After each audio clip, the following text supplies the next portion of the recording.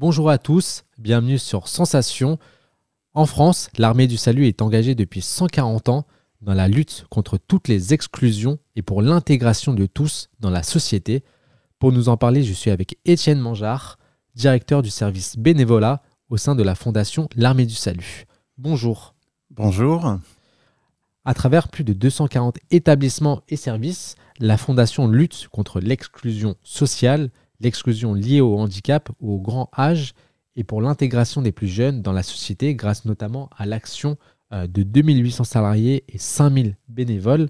Quels sont les principaux défis auxquels l'Armée du Salut est confrontée dans sa lutte contre l'exclusion sociale en France aujourd'hui ? Alors, l'Armée du Salut est soumise à plusieurs défis.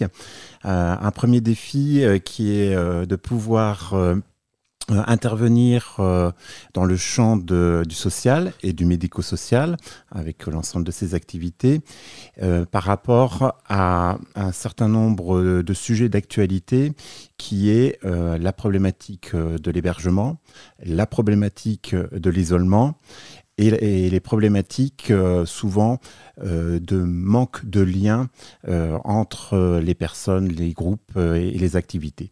Donc l'Armée du Salut, au travers de son activité, de ses établissements et de ses services, essaie de construire quelque chose qui permette de créer ce lien au travers de notre logo qui est secourir, accompagner, reconstruire. Est-ce que justement à travers ce logo, c'est aussi une manière d'aider plus les gens qui sont dans des situations, comme vous l'avez dit, en isolement ? Oui, alors bien évidemment, l'Armée du Salut, son credo, c'est d'aller vers les plus vulnérables, vers ceux qui sont le plus exclus, ceux qui ne sont pas identifiés ou invisibles dans la société. Et c'est vrai que c'est vraiment l'ADN de l'Armée du Salut d'avoir ce regard vers ces personnes qui sont les plus isolées dans notre société. Est-ce que vous pouvez nous décrire quelques-uns des programmes ou des services les plus significatifs au sein de l'Armée du Salut ? Alors, il y a de nombreux programmes. Si on veut en choisir on pourrait prendre celui qui concerne les mineurs migrants qui arrivent sur le territoire français et qui sont donc dans une situation très précaire. L'Armée du Salut accueille ces jeunes dans différentes villes de France pour leur permettre d'avoir un enseignement. Donc, d'ailleurs, c'est la loi qui le propose, de pouvoir les accompagner dans l'apprentissage de la culture française, l'autonomie, même s'ils l'ont déjà bien entreprise dans leur parcours de migration, et puis de pouvoir acquérir des compétences et de pouvoir obtenir une autonomie. Et on a un certain nombre de nos jeunes qui sortent avec une formation et qui trouvent un emploi à la suite, ce qui leur permet de pouvoir ensuite trouver un logement et de pouvoir construire une vie en France. Donc vos actions et vos programmes sont très tournés vers les jeunes, si j'ai bien compris. Alors, on a des actions qui sont tournées vers les jeunes, mais pour autant, c'est notre particularité à l'Armée du Salut, c'est d'intervenir à tous les âges de la vie, depuis la naissance jusqu'à la fin de vie, au travers de tous ces groupes de personnes qui, à un moment donné, sont en difficulté et en vulnérabilité. Notamment, tout à l'heure, j'avais évoqué un grand nombre de bénévoles, un peu plus de 5000 bénévoles au sein de la fondation de l'Armée du Salut. Comment, justement, l'Armée du Salut recrute-t-elle et forme-t-elle ces bénévoles ? Alors, l'Armée du Salut est une organisation qui est relativement connue en France. Donc, je dirais qu'il y a différentes possibilités de mobilisation des bénévoles. La première, et celle qui fonctionne le mieux, c'est le bouche à oreille, c'est-à-dire que nous avons déjà une base de bénévoles qui font part de leur expérience de bénévolat et qui incitent d'autres personnes de leur entourage à intervenir. Ça, c'est une première possibilité. Ensuite, on a un site internet qui permet de pouvoir se renseigner et s'intéresser à ce qui se passe au niveau du bénévolat. Et puis, on a une plateforme bénévole dont on parlera peut-être un petit peu plus tout à l'heure, qui est aussi un moyen de pouvoir. Et en ce moment, on a lancé en fin d'année dernière, 2023, une campagne télévisée pour recruter des salariés, des donateurs et des bénévoles. Et quels sont les principaux facteurs justement, qui vont motiver les bénévoles à s'engager auprès de l'Armée du Salut dans les actions sociales et humanitaires ? Oui, alors la plupart des personnes qui s'engagent le font par humanisme au travers des programmes qui sont proposés dans nos services. Beaucoup de personnes sont sensibilisées par ces problématiques d'hébergement, d'alimentation, et c'est des personnes qui ont le souhait et l'envie de pouvoir partager leurs compétences, également de pouvoir être utile dans ce champ d'action et de pouvoir aussi créer du lien avec d'autres personnes qui ont les mêmes motivations.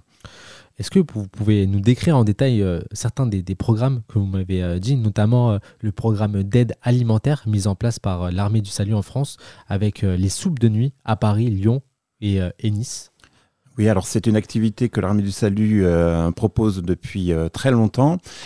On a différents dispositifs. Effectivement, il y en a un qui est à Paris, boulevard Barbès, et qui permet d'accueillir des personnes qui sont très précaires, personnes à la rue ou en hôtel social. Et donc, l'objectif, c'est de pouvoir proposer un repas chaud dans la journée à ces personnes, avec en plus une projection d'essayer du bien manger, donc avec un menu équilibré qui permet de pouvoir permettre à ces personnes de ne pas être en carence, notamment sur les protéines, et de pouvoir avoir un repas qui soit satisfaisant, parce qu'il y a aussi le goût qui est important et le plaisir de pouvoir manger qui est aussi très important. À Nice, on a aussi une activité de maraude, donc là c'est l'aller vers les personnes qui sont très éloignées des endroits qui font des distributions, qui ne vont même pas sur ces distributions. Et là, c'est nous qui allons vers ces personnes pour leur apporter un repas. À Lyon, on a aussi une activité de food truck qui permet aussi de pouvoir aller vers les personnes avec un repas chaud à distribuer. Voilà, et puis on a des activités de cuisine partagée qui sont aussi des activités que l'on fait principalement sur Paris.